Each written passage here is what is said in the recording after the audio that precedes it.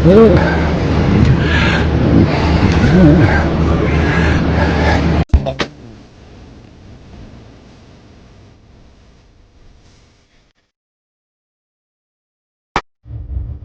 1962, uma queima de lixo foi iniciada ao lado do cemitério.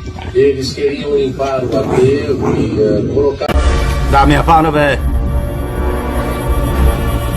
držte si klobouky.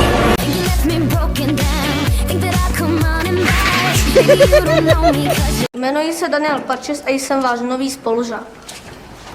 Ale později, až se lépe poznáme, budou mi moci někteří z vás říkat Daňku. Polip nám prdel. Peter. Peter. Peter, wake up. You know it, baby. Okay.